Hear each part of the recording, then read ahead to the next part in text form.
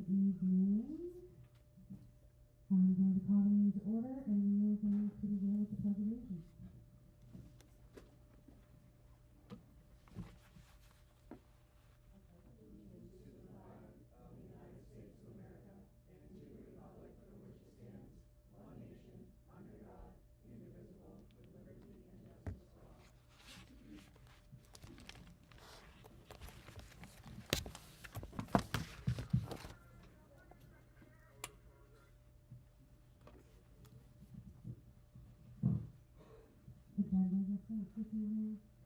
Yes, I have two. I have 7.8. This is two additions. 7.8. This is to expend Melmac grant funds in the amount of $10,000, and 7.9, which is motion in regards to a lease authorization for computers. Are there any we need to move up? No, I think we can get through the remainder of this stuff pretty quickly. Okay. If that's okay. Yeah. Okay. Checking. Sure.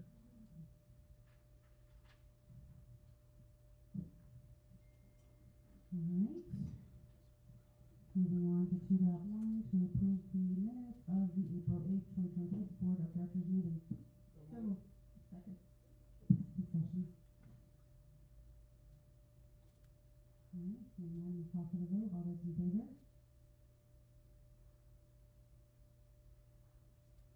2.2, to approve the minutes of the April 27th, 2026 Board of Directors special meeting. So moved. Second. Discussion. Alright, seeing none, call for the vote. All those in favor?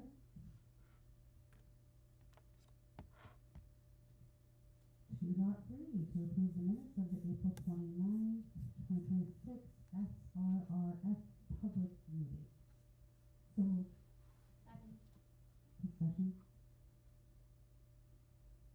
Seeing none, call for the vote. All those in favor? 2.4, to approve the minutes of the April 29th, 2026 public meeting. So moved. Second. Any discussion?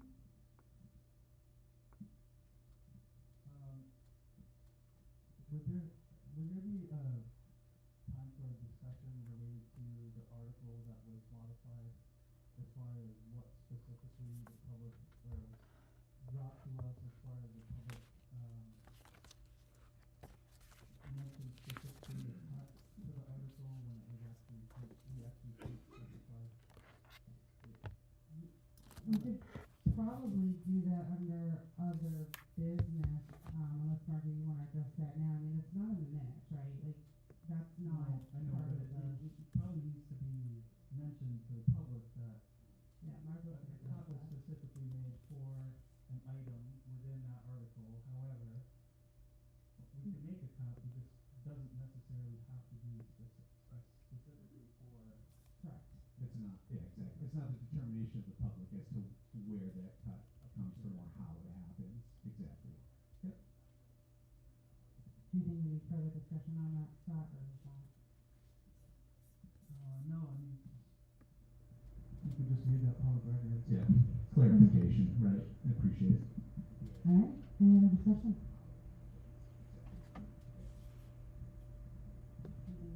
Seeing none, call for the vote. All those in favor? Alright, moving on, public comment. We have some folks here this evening that would like to come up and speak. Just come up to the mic, and we just ask that you state your name and, town of residence. All those in favor?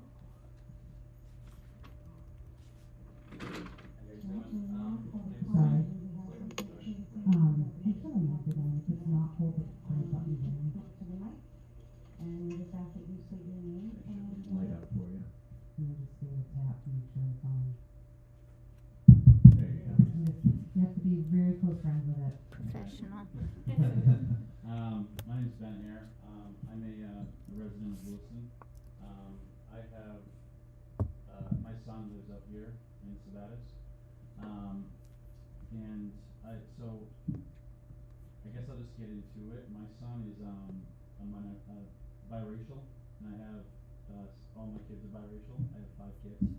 And one of my, I'm a coach for travel basketball. I coach at the middle school in my town. I also work at Franklin High School. I'm pretty much the DARE program counselor for every Friday morning. I run the drug and alcohol support group, and I'm also a business owner down in town. This is a little bit about me, but one of my athletes who plays on our travel team. This isn't about my son specifically, but one of my athletes who plays on the travel team recently has had some stuff going on at school. He attends, I believe it's Oak Hill Middle School, and it's in regards to race things. So several times this year he's been suspended over racial issues. The first couple times, he kind of brushed it off and shared his concerns. This last time, it kind of got pushed under the rug. We'll deal with it. This last time when this happened, he went and confronted the kid directly to try to, obviously that's probably not the best idea, but he ended up getting suspended for 5 days over it. Is there something I'm not supposed to be saying? Yeah, we just have to be real careful in regards to specific student situations. That's all. I'm speaking very vague about the situation, and I'm not saying no names and no students, nothing like that. But I will say exactly what was said. I know that if I said the N word right now with a hard ER at the end, everybody in this room would look at me with disgust, right? So that was one of the things that was said. Another thing that was said is, did your ancestors pick the cotton for that shirt? Another thing that was said on top of that was slavery jokes, and it goes on. I've coached this kid for the past 3 years in my travel team, and I can tell you that this kid is probably vastly more mature than a lot of kids his age as far as his manners and his politeness goes, and just how he carries himself. I've spent weekends with this kid in Massachusetts on the road with him and his family. And I know kids act different when they're around their peers and when they're around their friends and whatnot. But I think that I reached out to someone today at the NAACP, and it just kind of described what was going on. And they said that it's absolutely uncalled for. And I don't know the exact circumstances, but I have spoken with his father, and I have spoken with several other people. I made the post today on the RSU page. And after I made that post, I believe it was 11 parents private message me, along with, I think it was 9 parents on the actual post who weren't the parents who messaged me about some of the same issues that went on.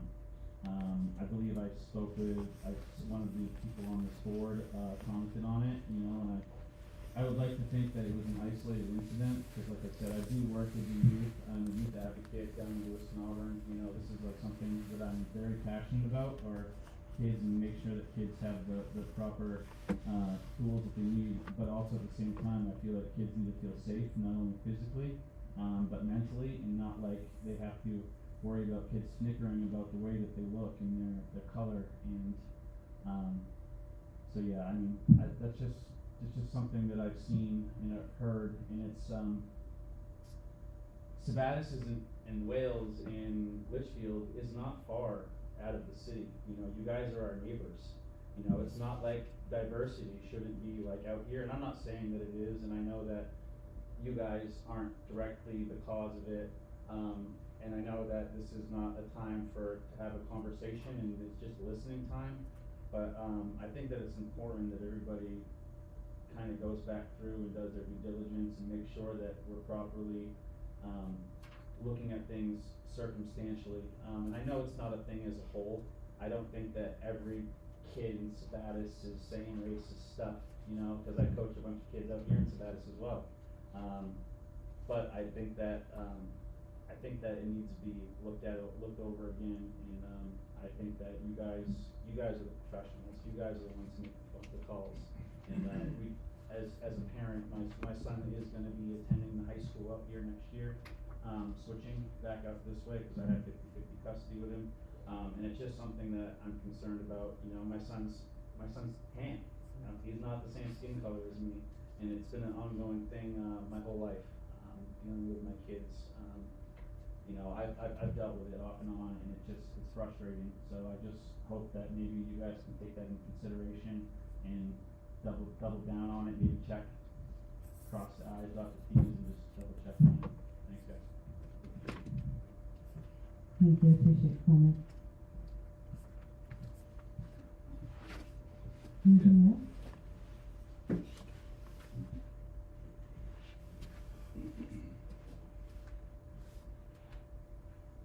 How we doing today?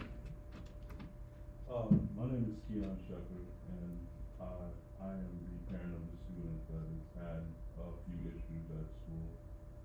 First of all, let me start by saying I feel like the school has tried to handle it the best that they can. I'm not saying it's all getting swept under the rug, but I am saying it's being handled lightly, and it's more than just my son, it's other kids. I've been one of two black kids in my whole elementary school in Connecticut. And racism always isn't hateful words and you know, making just these really bad comments. Sometimes people who consider themselves like they're being your friend or they're being friendly say stuff that it hurts. And it hurts my son. And I've taught him to take it on the chin and move on. But it's getting to a point now where it's just too much. He's not handling it well. He's getting himself in trouble by defending himself. And I'm frustrated because I'm not sure how to change the way he thinks about it now as he's gone to get physical about it, because he feels like he's taken the proper channels and talked to the proper people, and it's every day, and he can't go and report every day. I think more awareness needs to be brought to this situation, because there is a lot of people saying that their children have either gone through this or are going through it right now. And the problem is these kids that are getting treated like this having a difficult time defining friends, because even my son are calling these people his friends because they hang out every day, and every day is not a bad day. But when it is, it's really bad. It's bad for them. Not, like I said, not just my son, for all of the kids. And something needs to be done. They need to learn how to treat each other with respect. And if you got nothing nice to say, then don't say anything at all. I mean, it's the slavery comments, and some of it is just, I know it's learned from home. It's not all learned in school. I don't want to turn this into bash in RSU4, but RSU4 has some issues with this from the past. And I really think that we need to spend some time advocating for better behavior from children and get them to understand that there's just things you shouldn't say. What you say at home and do at home is your business. But when you're in public and you're around other people, you need to watch what you say. This kind of stuff hurts people. It scars people. I have scars from it. I have a difficult time watching my son go through it and not being able to exactly get it under control for him. And he doesn't want to go to the high school here. He's afraid it's just going to continue. So that's a different issue, but I just wanted to make you guys aware of what's going on, as far as there are other children that are feeling the same thing, and we all need to get together and straighten this out somehow. Thank you. Thank you, appreciate the comments as well. This is not supposed to be back and forth either, but I don't need to run to people from Connecticut, I'm from Connecticut. It's nice to see our Connecticut folks here. Thank you. Anybody else? Alright, thank you. We are gonna move on to petitions or communications. I was just going to mention that we received an email from Sharon, just in regards to our collaboration in moving our dates to help alleviate some of the pressures on their end of things, and I say that as far as town clerks are concerned. So I just wanted to make sure to point that out. If you haven't taken it, I do appreciate the kind words, Sharon. Happy that we have a positive relationship with all the towns and the town clerks, and any way we can help, we'll do that moving forward. See, Marco and I didn't even talk beforehand, and that was one of the ones I was gonna bring up. There you go. Okay, thank you, Sharon. It's all about communication. Imagine that. 5.1, Superintendent's Report. All right, good evening, and thank you for a few moments to share the latest and greatest in RSU4. The end of the school year is coming fast as our calendars fill up with field trips, celebrations, and of course graduation happening in the month left of school. As you guys know, our public SRRF and budget meetings were held on April 29th. I appreciated all of those who attended the meeting and participated in asking questions or providing information for the public to make an informed decision. Since the meeting, I have had inquiries from residents looking for clarification on a number of topics, which I have truly appreciated. And additionally, I put together a one-page document that gives an overview of the SRRF project to be handed out to the community members. The documents are located at each town office. In the next week or so, I'll put a video overview of the budget out, which will include the aforementioned one-page document. Last week was Staff Appreciation Week. This year's theme was celebrating our superheroes. Each day was a different theme, filled with raffle prizes, food, and well wishes. I'd like to thank our wonderful PTA and A-Team for organizing and planning the week, and of course a thank you to all of the staff for their hard work with our students. On Wednesday, May 6th, I ran an ALICE training session here at Central Office. While all of the employees at Central Office have attended sessions at either the middle school or Karen Ricker, they were eager to have a refresher, and be in their own spaces to practice.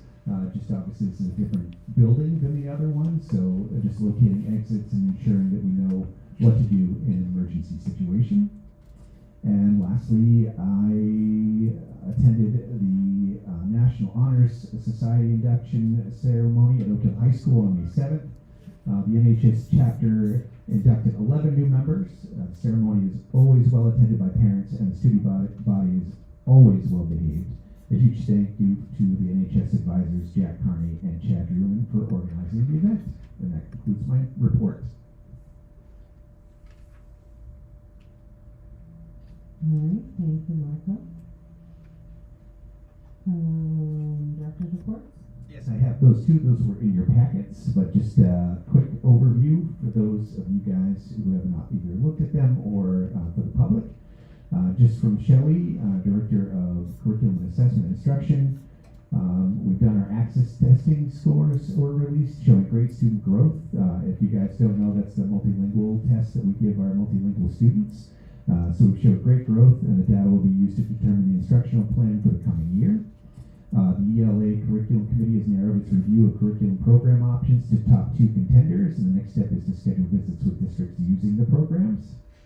From Justin Kelleher, our Director of Special Education, kindergarten transition meetings are underway, and 17 students ages 3 and 4 with IEPs or in the referral process are slated to attend RSU4 next fall.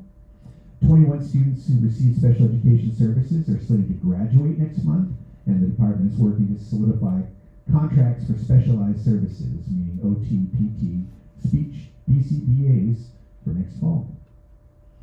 Stephanie Weber, our Director of Technology, preparation for summer projects is underway involving firewalls and cybersecurity updates. The department is rolling out eCollect and e-enrollment express, which will allow new students to pre-register online and existing students to complete back-to-school forms in PowerSchool. Sheena Jordan, our Director of Transportation, a district department-wide safety meeting was held to review procedures and prepare for the remainder of the school year. And a full-time transportation position has recently opened and hiring efforts are underway, in addition to actively planning for end-of-year field trips and summer transportation needs.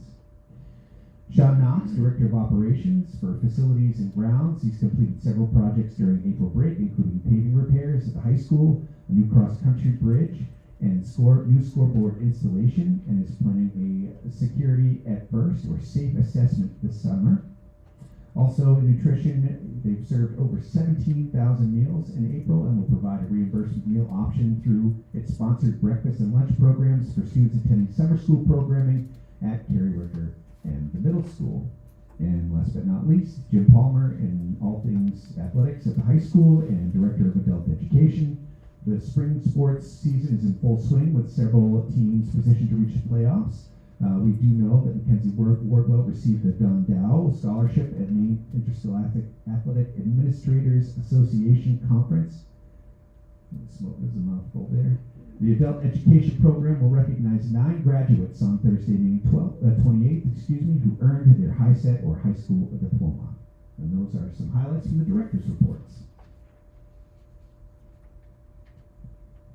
Yeah, thank you, Martha. Any comments? Questions? Moving on to old business 6.1 to approve the second reading, of policy BID, Board of Directors member compensation. So moved. Second. Discussion? Just so you guys remember, this is the change from 25 to 10, that's all. Mm-hmm.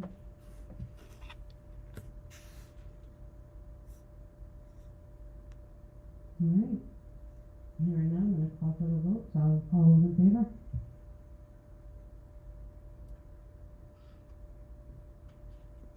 Six dot two, to approve the second reading of policy EBBD, temperature standards for schools.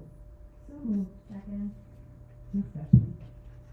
And if you guys remember, this is setting the comfort range for our school buildings and a 10-degree leeway on either side, and mitigation if we get within the range or outside the range of comfort.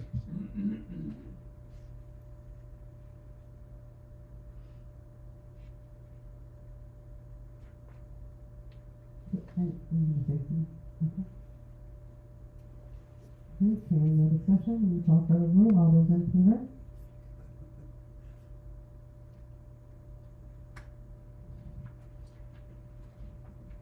Seven dot one, to approve Edward Lemieux.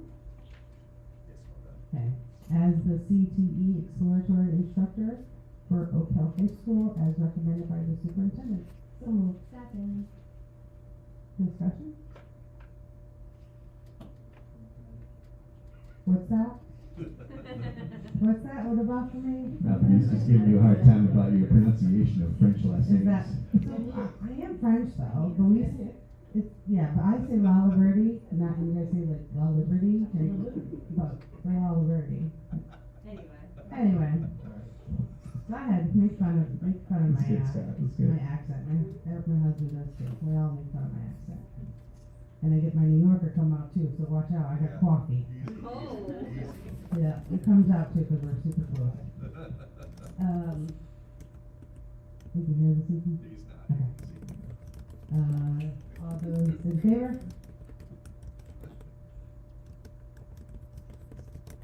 To approve, 7.2, to approve first year probationary to second year probationary professional contract, we have an attached list. So moved. Second. Discussion? Alright, hearing none, call for the vote, all those in favor?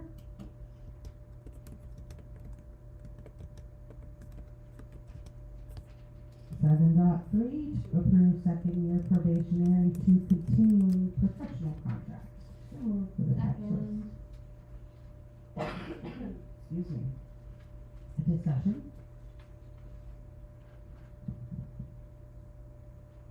Seeing none, call for the vote, all those in favor?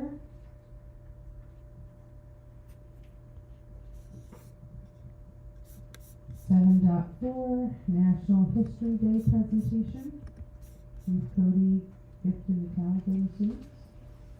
Got it. Hi Ruth, how are you? Good.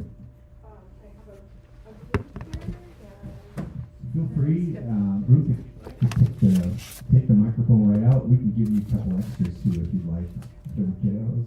It's up to you.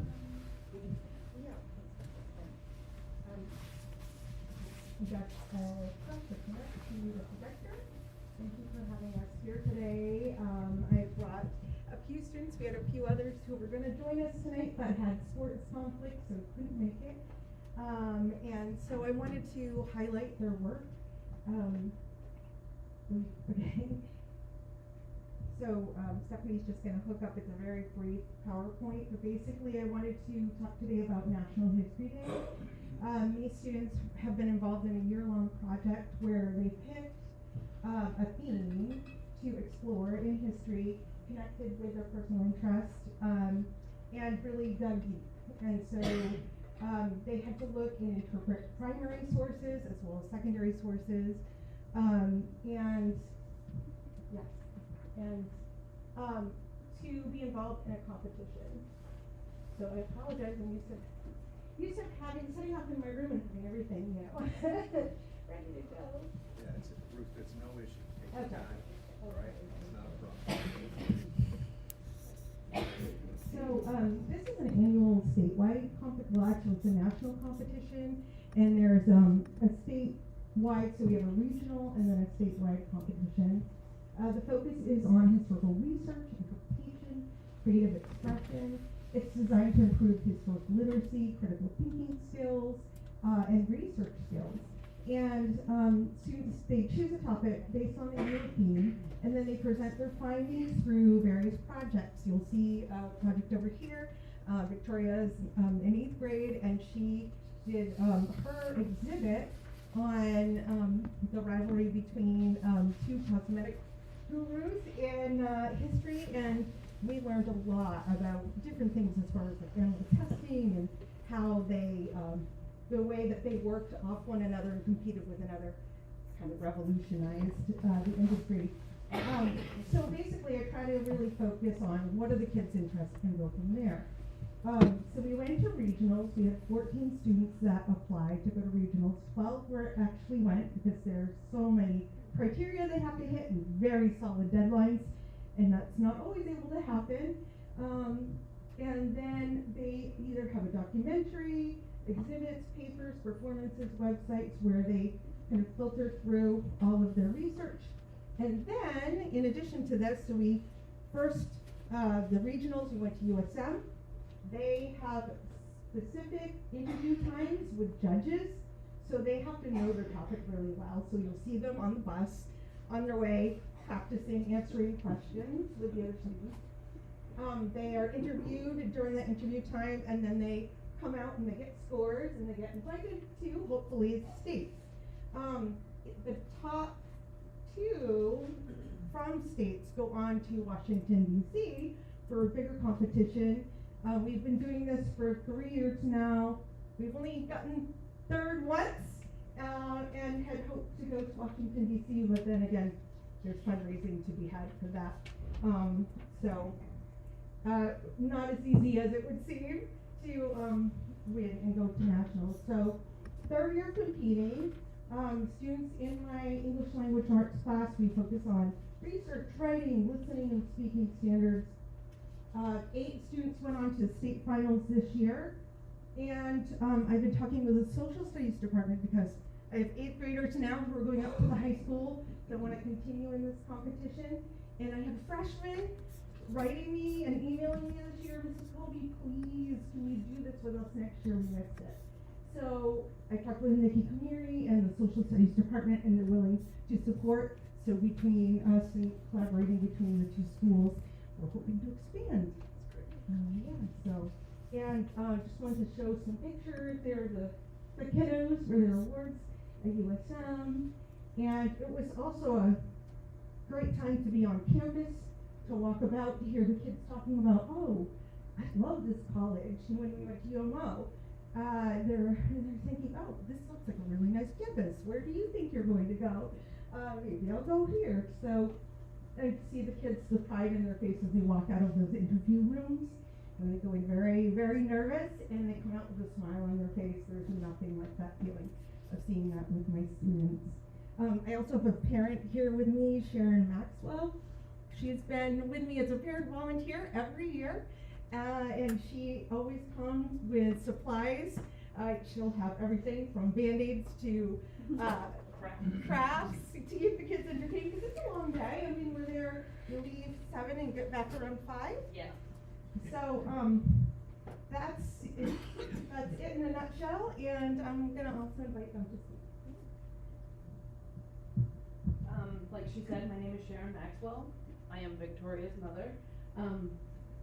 I just think it's a really great opportunity for the kids to pick a topic that they really enjoy and get a chance to present it and go through the interview process and learn from that. They get feedback the next day, and if they do make it to states, they get to take that feedback and then rework all of their anything that they might have missed, and then represent it or no, and then hopefully get a chance to go to DC. And as we saw this year, like some schools just sweep, because I mean their schools are really well funded, and every year they win like 5 or 6 different levels, so we would just like to get as big of opportunity as we can to try to get the high school and the middle school more support for being able to do this. I think the more support we had, even if we had to do some afternoons after school, or if we needed parents to volunteer, I would volunteer, just to get the kids that opportunity to be proud of themselves for like doing something that's still learning, but something that they can actually go and participate in a contest for. I would say something that really helps with Natural History Day is it really like improves filtering through the information, looking through each possible source to find what could really help impact your information, and just just helping with their resources and learning stuff from that, and getting improvement from the judges and helpful feedback like that. So I'd say the information part is very important. I think the interview is pretty important because it gives you experience in talking to people about your topic, because it's really important to do that. So I just really proud of my students' work, thinking about Victoria, where we started in the beginning, and the fact that she's out here presenting today, I think is fantastic, and those life skills that you get going through this process is wonderful. So thank you for the support and for participating in this, and we hope to see more. And thanks to the parents who came out for the day, and Becky Bowen as well, spent hours and hours with us on this and supporting kids at home. So thank you for your time, and I just want to highlight their skills.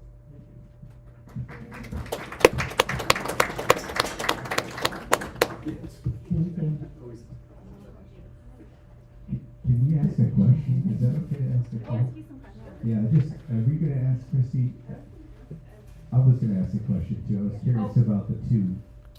Okay, why don't you ask it, Christy? You're board member. Yeah, I don't mind.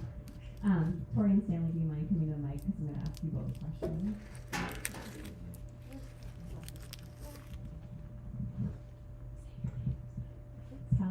I said Stanley, didn't I? And then I'm so sorry. I love listening to you play your instrument. Can you please tell us one surprising fact or figure that you learned about your topic? So tell us your topic, and then one thing that you were like, whoa, that's really cool.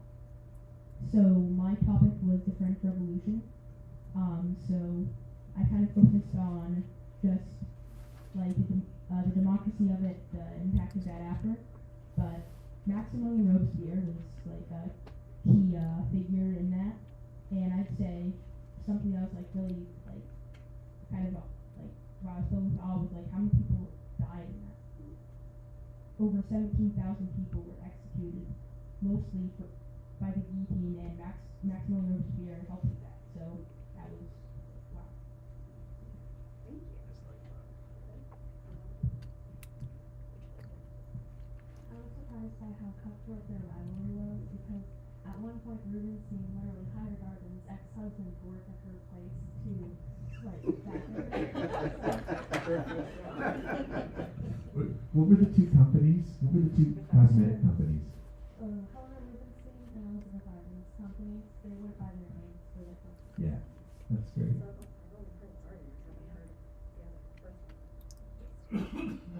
That's awesome. Came out on top. The ex-husband moved or whatever. Thank you both. Oh, yeah.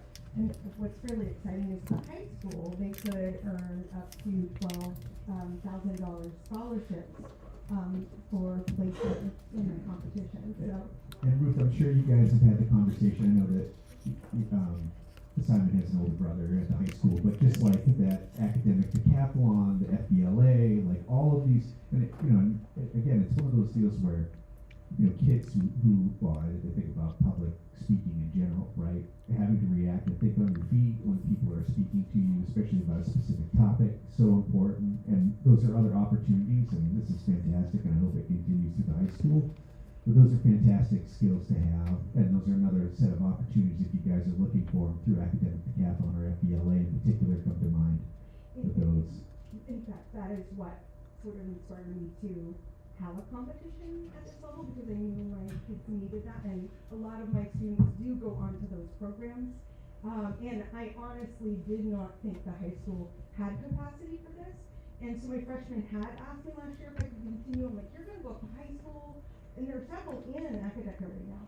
You're gonna go on, and they're like, no, I can do that too. So, we'll see if it develops, but thank you for your time.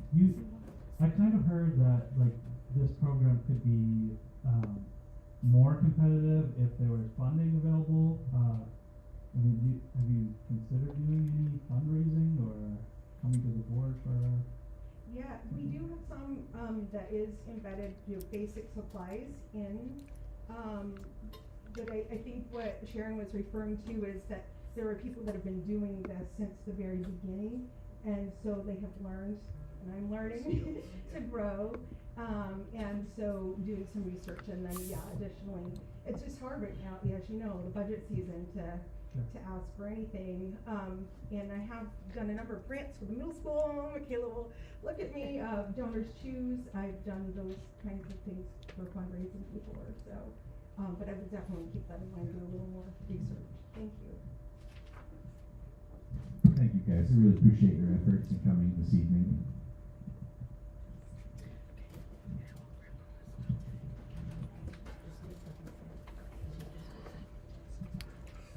Very good stuff. I used to hate public speaking, so keep that in mind. No, you can't keep playing it, right? Not out loud. Thank you guys. 7.5 to approve the outing club at Oak Hill High School to attend the overnight whitewater rafting trip at Adventure Bound on May 15th through 17th, 2020. So moved. Second. Discussion. Sure. Tough act to follow. That's awesome that we're doing that. And as a reformed humanities teacher, National History Day is something I always wanted to do. I'm glad we're doing that here, and I hope she continues to grow that program. It's great to see kids excited about history, about our stories. This trip, again, my name is Tim Farrell. I'm the phys ed teacher at the high school. Seen many of you before. I'm also the outing club advisor. And got 3 requests tonight. The first one we did last year is our Adventure Bound trip up to Caratunk. And we're taking kids, 5 kids up and 2 of us. If there's any questions I can answer on that, please fire away. Not a question, but an appreciation for having I'm guessing it's the application that you have to fill out to go out of district. We received a copy of that this time, which is the first time we've gotten copies of that, and it answered all the questions I would ask you. You've never received that in the past? No, we haven't gotten those before. It's always just been like a summary, not all of that information, so that was super helpful. Okay. In terms of process. I cut and paste the previous 3 years and put it in there. Updated the dates. Tanya said the dates are wrong. I need to update it. So, but yeah, definitely. So from a process, that's No, appreciate super the helpful. feedback. Yeah, appreciate the feedback. That's good. And your honesty. So I'm glad it was a new read for you, and I'll try to update for next year.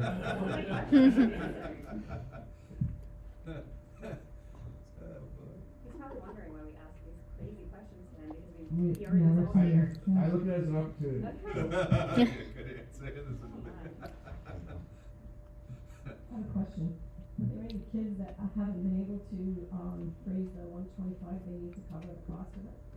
We haven't had any come forward. We talked about that. We did have one, actually. We were able to cover that through our fundraising that we've had throughout the year. That's right. This year we did have one. We were able to make that work. And we're always open to anybody that wants to donate to help make that happen, because as National History Day or any of these other events, we know that it's limited and sometimes the scope of what we can cover. But we're able to do that this year for the student. Anything else? Alright, hearing none, we call for the vote, all those in favor?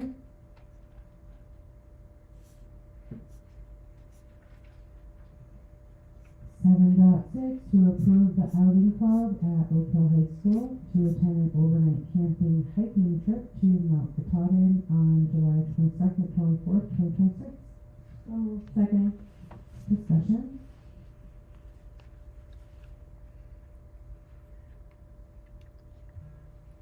Alright, hearing none, we call for the vote, all those in favor? And 7.7, to approve the outdoor physical education students at Oak Hill High School to attend an overnight Allagash River trip, fall through September, October 2026. So moved. Second. I don't know what that means. No, it's fine. Mm. It happened. Discussion in the fall That's right. for September and October. Got a question there? Questions? On our agenda, it says fall slash.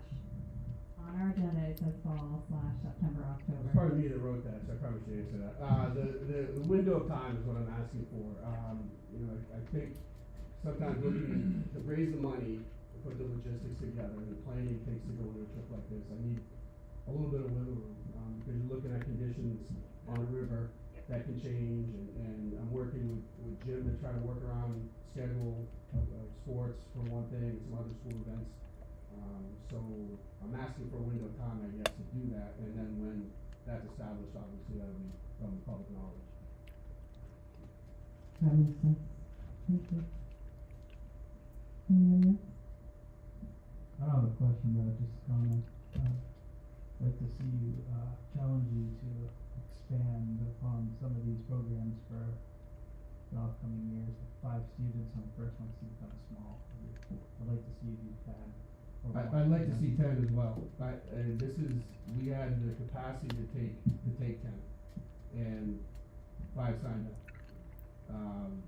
So, you know, I am open to having more students. I would love to have more students. Had a meeting today about having more students get outside and do things. So I'm all for that. And I think one of the reasons to do this Allagash trip during the school year is to maybe combat that problem or obstacle of when we're having these trips. Because I would love to have every kid go on something like this. And I think it's impactful and it's something I'm very passionate about. So yeah, I would love to have more students go on this.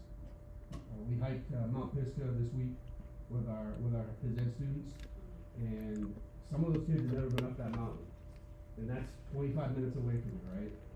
And it's incredible to me every time we do that this is a challenge for them. It can be, it is sometimes getting outside, and we're trying to overcome those barriers. But yeah, I would love to have more for sure. And, I think some of these things are beyond their imagination or beyond their comfort level for sure. And I think that might be with something like this. But and that's the goal, is to get them, I think, a little bit uncomfortable in a safe environment, so that they come back to the real world where there are some more uncomfortable moments in their life coming down the road that they can hopefully be ready for.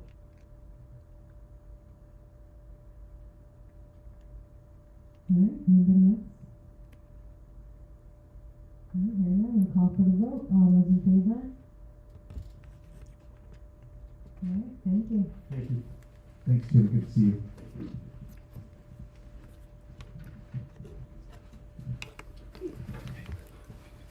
Oh yeah, the 7.8 that I was just gonna skip over, 'cause I forgot we added Don't it. forget we have 7.9 too. Oh yeah.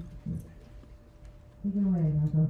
So 7.8 is to expend Melmac grant funds in the amount of $10,000. So moved. Okay. Discussion. Mel's gonna come and talk a little bit about Melmac. Well, we haven't gotten the grant yet, so if we do get it, it's been sent in, we'll find out early in June if we're awarded it. But it is written for the amount of $10,000, and it would be our 4th Melmac grant. We've totaled, Aaron and I were adding up maybe $90,000 in Melmac grants over the past 2 cycles. So this one would be the 1-year grant. And I can quickly just tell you the 4 areas are to expand student opportunities and exposure to college and careers, to improve financial literacy, to engage families in post-secondary planning, and to build a school-wide college and career culture. So those are things that were in our last grant, and we've written a grant to expand upon those, what we would do differently, what we've learned from it, and we have some new ideas to kind of boost some things we already have, and can, like I'm wearing my shirt that we wear to our Student of the Month assembly every month, and students can win prizes and draw tickets for having conversations with staff members, and we're going to expand on that if we're given this grant, and other things as well. So I can answer any questions you have, and fingers crossed that we're awarded it once again. What does your shirt say? It says, "My journey to Oak Hill includes Teaching art, because I was an art teacher before I was a guidance counselor, and I don't remember what Mr. Albert said. Mine was delivering newspapers. Oh, that's right. That's my first So all job. staff members have these, and we wear them on our Student of the Month day, and it's Was to it? start conversations with kids that we just didn't miraculously appear and have these jobs, but that we had different pathways. And whenever students have a conversation with a teacher, they can get a ticket that goes into a bucket. We draw names during our Student of the Month assemblies for students to win like $5 gift cards to area businesses, and just to really have those conversations about what people did along the way and where they may still be going. So we have some plans to continue this journey shirt and have some ideas hopefully for all incoming freshmen to have a shirt kind of designed along with this theme as well. So fingers crossed that it comes together. Yeah, there's there's an inquiry there. There's no like matching requirements. There's no fiscal responsibility on our end of things in that sense. We've been fortunate to have as many Melmac grants as we've had, and they've been wonderful opportunities. Providing those career college experiences for kids is great. Yeah, just the T-shirts, like you said, those were great to have conversations with kids. There's one teacher in particular, I think it was digging graves was one of his jobs. I was having on a T-shirt, so like kids would be like, "What is that all about?" But it is, right? Like to have something on a T-shirt and then to have a conversation about maybe making a plan moving forward. That was really great. Currently, our podcasting class, we're recording little snippets with teachers about their journey to kind of go along with it. No way. So they're in the process of editing those, and we reached out to Melmac and borrowed, got permission to use their logo, which Wendy all loved, and combined it with kind of the back of my shirt has like a compass design, like where your journey take you. And so the logo has that, and then he has a few interviews with staff members kind of talking about like, how did you get here, what was the pathway, super what cool. should things.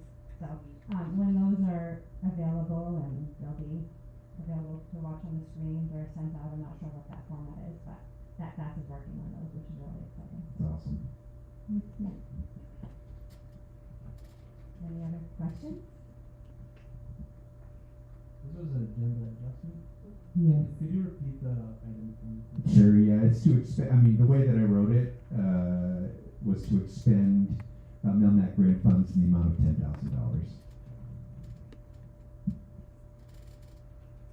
Anybody else?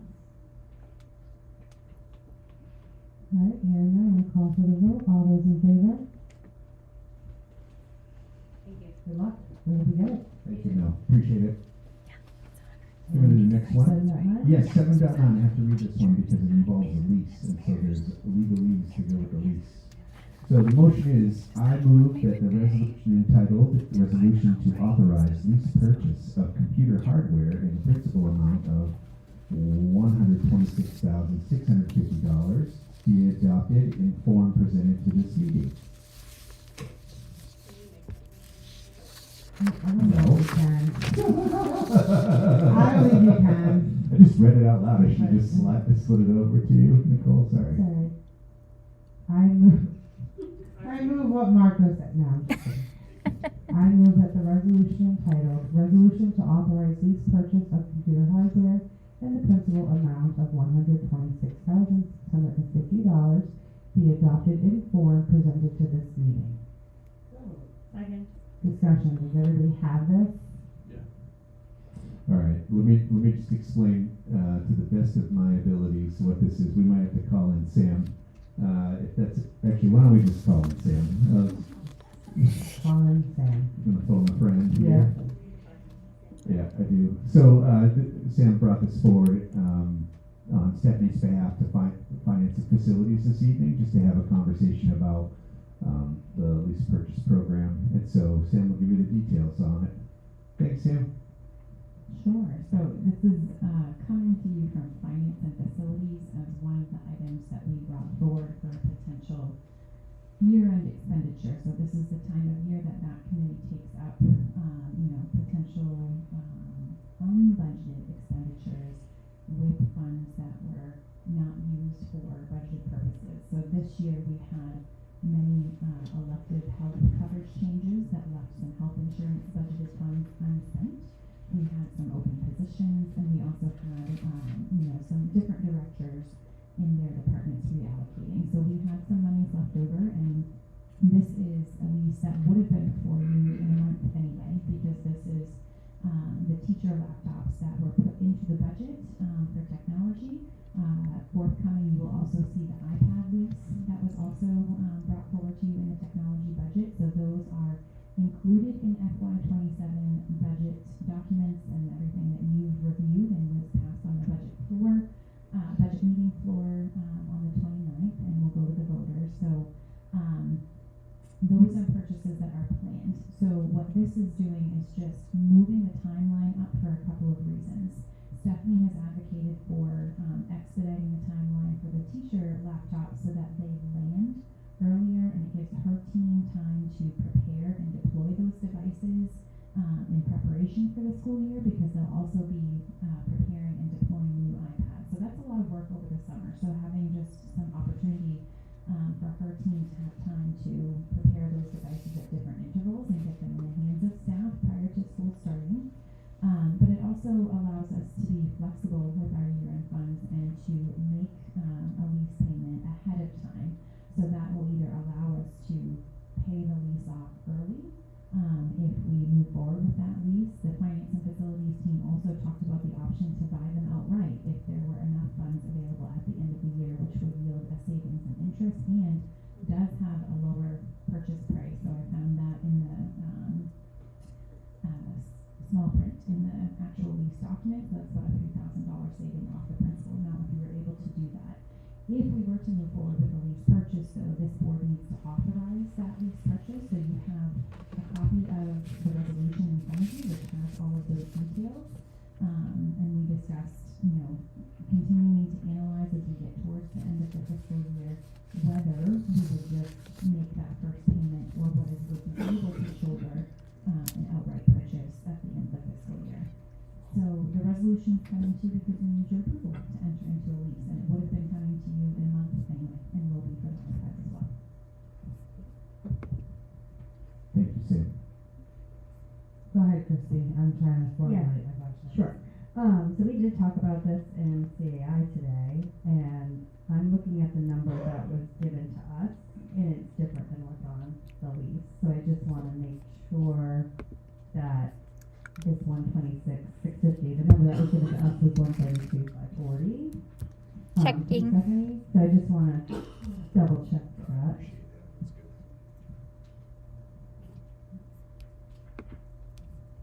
You said, sorry, 132,540, you said? Do you mind, Robbie? Thank you. That's for the interest over 4 years, and the 126 is just the principal amount. You're probably correct, but that's not how it was presented to us. We had all of the devices and then interest on the other side. Yeah, that Scott's correct. That's Was it Matt that said it? Yeah, I know. Or Matt, sorry. I couldn't see you. That's okay. Yeah, of course. I Yeah. want to make sure too. So you're saying that the 132,540.80 is with the interest, correct? Yes. Okay. Yes. All right, just making sure that that's clear. Thanks, Matt. I appreciate your help. What is the term? 4 years. So it's 4 annuals. So. Yeah. I couldn't. It's okay. I couldn't find it. You're good. So the money, Sam, that you said that we have kind of still available, please, I gotta use the right words here. Is that the full one, 26,650, or just the one installment? We are not sure yet, so there is a potential adjustment to our June subsidy payment from the state that would make a big difference here, and that's the high cost of district tuition adjustment that they do in the spring. We are actively seeking information before they are willing to give us what that adjustment will be. If it's favorable to us, like it has been in the last 2 years, then we would be in a good position to purchase outright and to eliminate the interest and also get the lower outright purchase price. But if that is not favorable to us, then we would opt to just the initial first annual lease payment and just fast track the lease by 30 days to shift a payment into this fiscal year. Okay, thank you, that helps. Either option lands the devices and allows Stephanie's team to work to get them ready to deploy earlier. Yeah. Thank you, Gardiner. So with that up in the air, are we able to conditionally authorize not having that information, or? You can authorize the lease, and then we would just not exercise the lease. Does that make sense? So if that was the favorable option, which I feel like we've talked about at finance and facilities and here as well, then we would execute it. And if not, then we would come back and notify you that we went forward with outright purchase and would not go forward with the lease. Okay, thank you. So was this money supposed to be in the next budget for next year? Correct. So will that mean you're taking the money out of this year, so our budget's gonna be less in that line? The budget won't be less because what is going to the voters on June 9th is what was approved at the public budget meeting. But those monies, if we chose to, would be unexpended in FY27, or we could continue the same path and pay a payment early and then have the loan paid off a year earlier.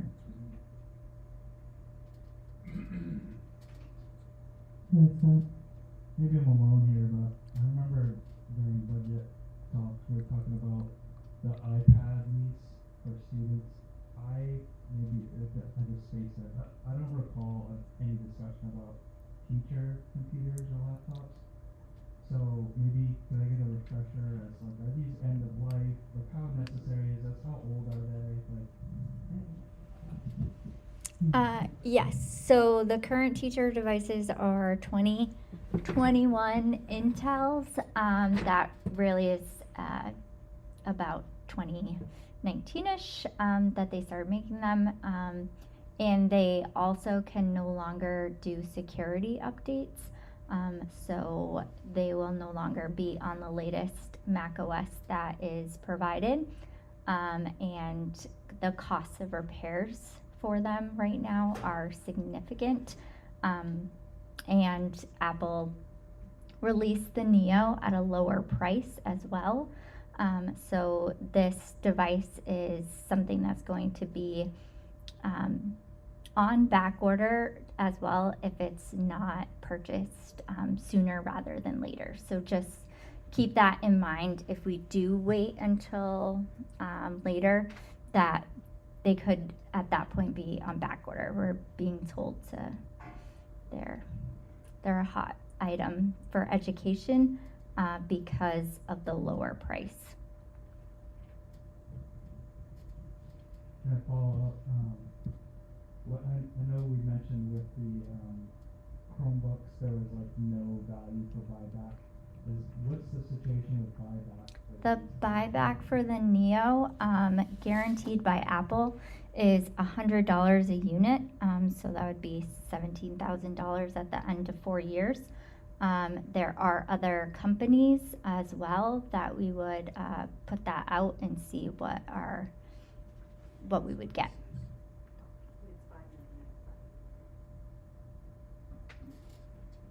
We came up with 740. Correct.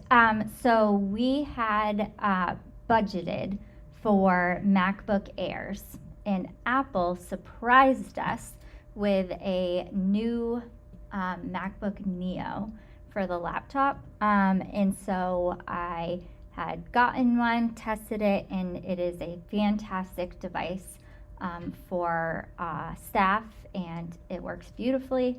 It's quick, it's great, and so decided that that would be better for the district. So the 126,650 principal amount, is that the price of the 170 neos or the former price? That is the price for the 170 neos. Okay. Wait, my math isn't mathing. So, You one hit a save twenty-six, button. 650 divided by 170 units comes out to 745. Also in this is Apple Care and the JAMP license that we need for them. The what? JAMP license, that's how we deploy the devices. And so that is a 4-year. And then also the Apple Care is 3-year.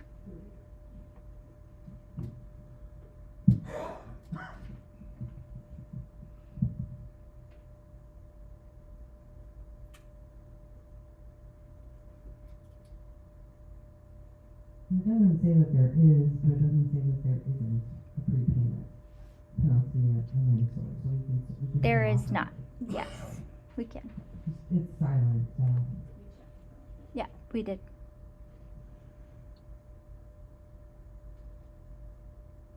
Any other questions?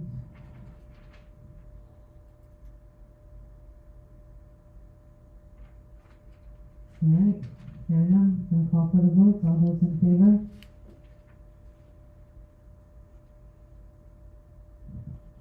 All those opposed?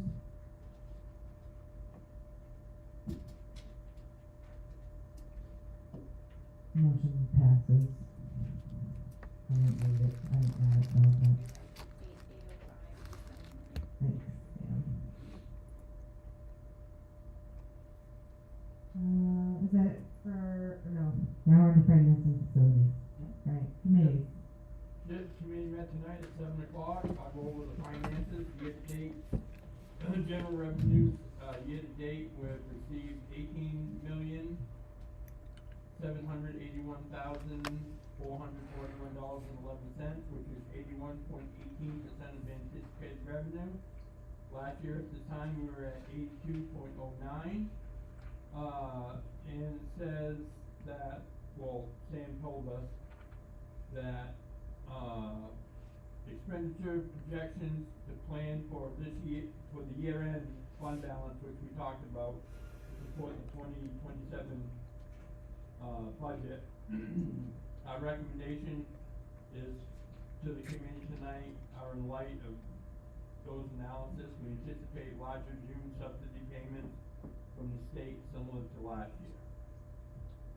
General fund expenditures year-to-date, we've expended $17,236,014.98 plus encumbrances, which is 75.04% of the budget.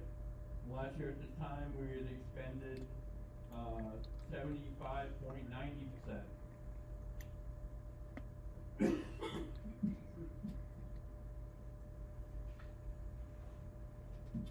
Adult education revenue, year-to-date, we've received $83,283.16, which is 93.08% of adult education revenue. Last year at this time, we were at 86.02.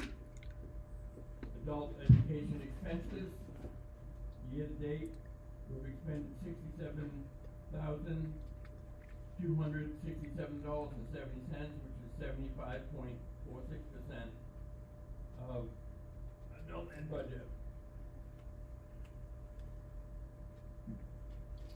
School nutrition revenue, year-to-date, $702,193.83, which is 68.68%. And last year at this time, we were at 73.24, because last year we had, food expenditures were up more than we had budgeted for, so. and school nutrition expenses year to date. Sorry. We've expended $782,216.45, which is 76.80% of the school nutrition budget. Questions?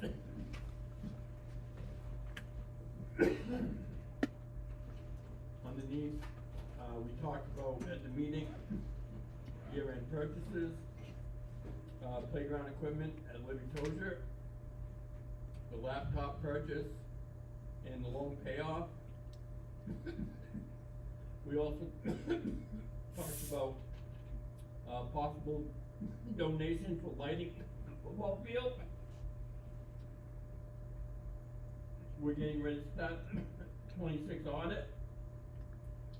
And we're gonna talk next meeting about the CDARF renewal. Yep.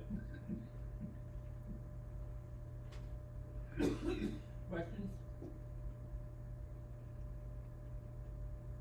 Thanks, Harvey.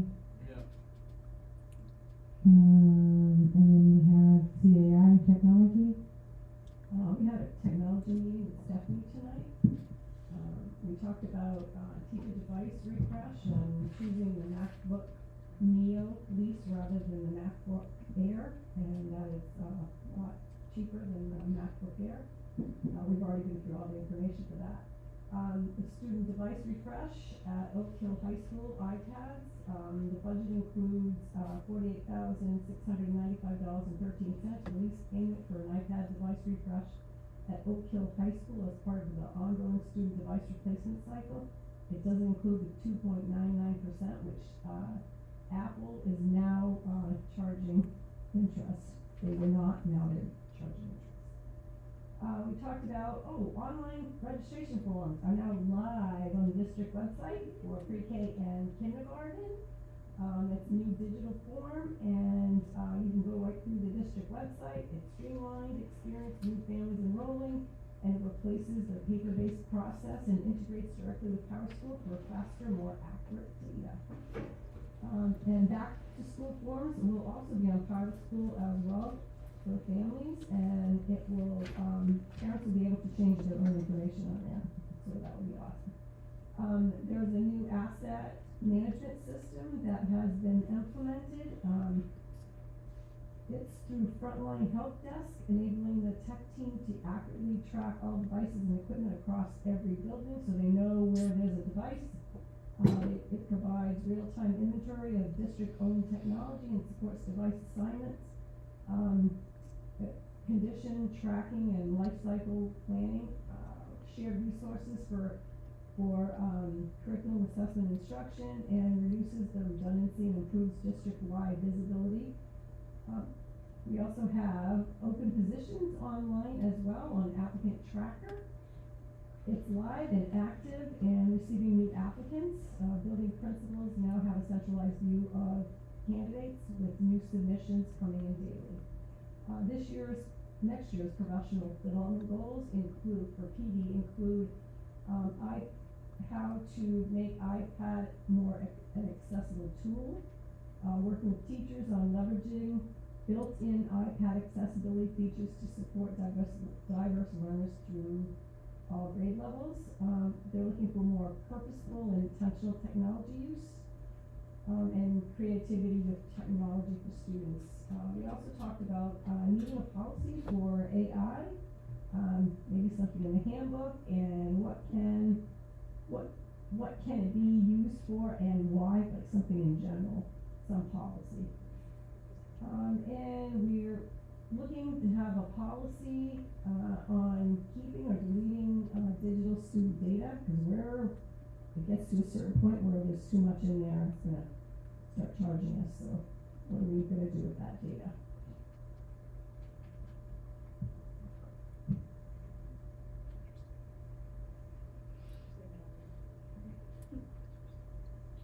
Thanks, anybody? I just had a question about kind of two things there.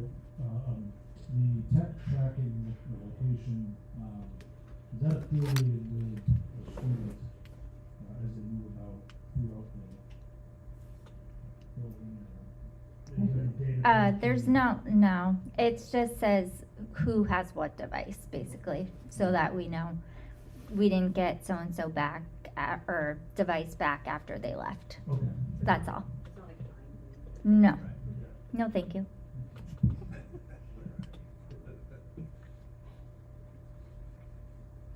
Anybody else? I know we talked about AI policy last year, I think, didn't we? We did, but we never, I don't think we brought forth one, but I think we talked about potentially. And we were talking, like, as soon as we have the policy, it's going to be null and void because AI is changing so fast. So, like, how can we think about within our schools how to make sure that we have, that students are aware what is the expectation. Maybe it's a handbook thing. I can Yeah, speak no to it problem. real quick, and I'm sure that they're still doing this at the high school, but every year, we do, a discussion or a presentation with all of the classes, and I'm sure for seniors it gets extremely repetitive, but it's really about, academic honesty, right? And so, one of our English teachers, who is extremely tech savvy, has spearheaded this. So he does a set of expectations of what is expected for, as far as their own work is concerned, and that does incorporate artificial intelligence also. So here's something to think about. When he gives examples, this is appropriate, this is not appropriate. And so he does a really nice job with that. He's been doing it for years prior to AI. It's just basically about, copying materials from other people. Like, you can't do it, and here's some examples of what that might look like. I'm happy to look to see, like, if there's policy out there, that's not a problem. Stephanie might have, go ahead, Stephanie, were you gonna say something to it? Yeah, so I want you to kind of think of AI as our internet policy. We have the internet policy, and AI is gonna change, like Chrissy said, before we even get a policy in place, so it's really hard to say. But AI is internet, so it's covered under that, and so if we do put something, we should have guidelines in our handbook, for sure. I appreciate that, Stephanie. We also talked about the use of AI to the topic that came up in public comment around bullying, because AI now is so sophisticated that if young people have just digital images, you can ask AI to, like, create things that didn't happen. So, like, thinking about that from a handbook perspective or a policy perspective, I'm not sure where it would land, but just, I feel like currently what we have,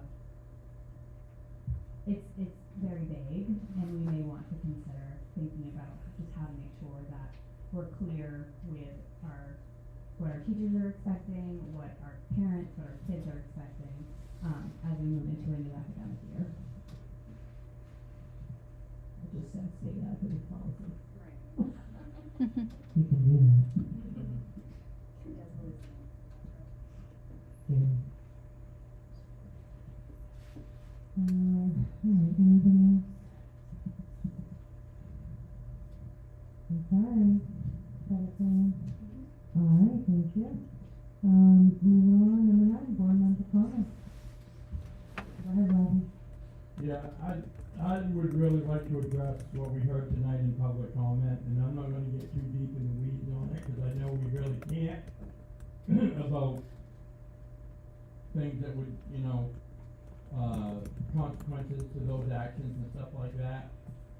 But you had 2 parents show up here tonight with the perception that the school RSU4 wasn't doing enough to protect their students.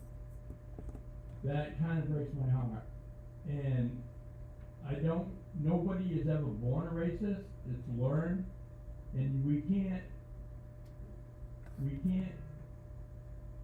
stop what goes on the playground until something happens.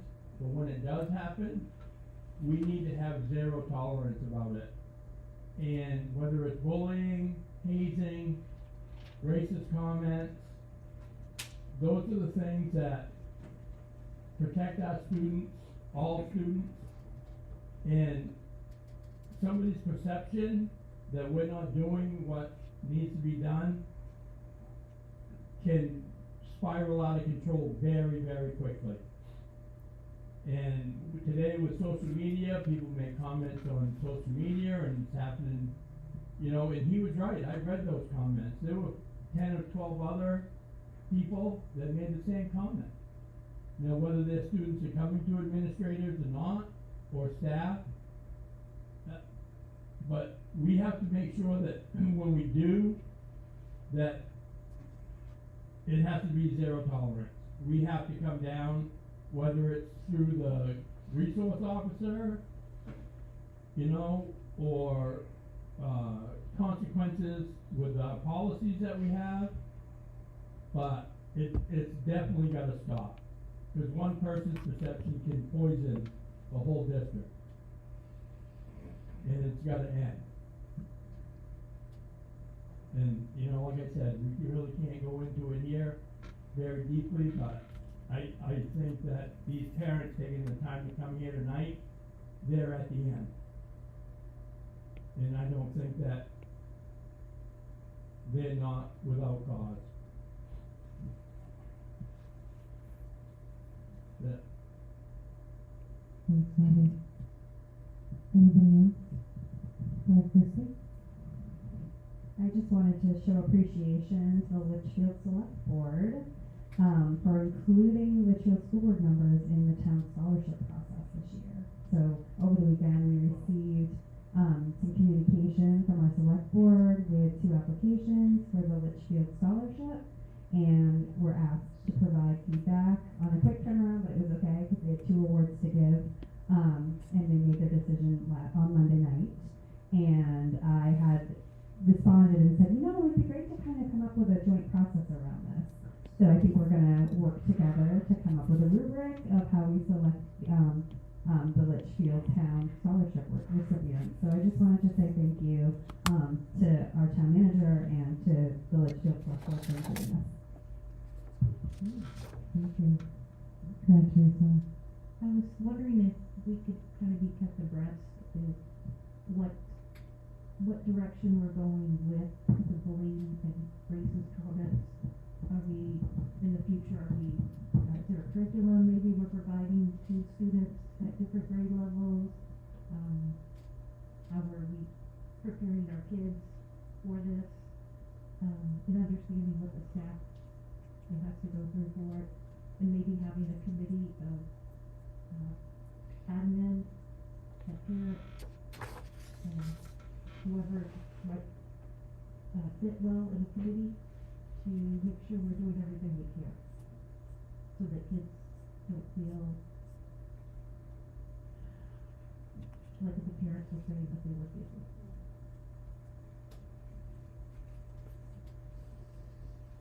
Okay, thanks, Teresa. Go ahead, Diane. I agree with you. I think it needs to be a joint effort between parents and teachers and all of that. And I'd also like to say, hang in there to all the teachers and staff. There are only 19 days left, and you can do this. I know this is a tough time of year, and yes, we're upset that it's not very warm, but once it gets too hot, then the kids don't want to be there. So having been in the classroom, this is okay for now, because when it gets really hot, then they don't want to do anything. So hang in there. The end is near. Thanks, Diane. Shall I just grab on? I'm not putting you on the spot now. No, you can say. Nothing. Thanks, again. Alright. I have nothing. My brain's still working that, guys. As you can tell. I know. I don't even know who this is. Like, I haven't touched him in 2 weeks. It's crazy. Executive session, find out one. Enter into executive session, pursuant to RSA 405-16, labor negotiations. We'll second. Any discussion? Alright, so now we'll call for the vote. All those in favor?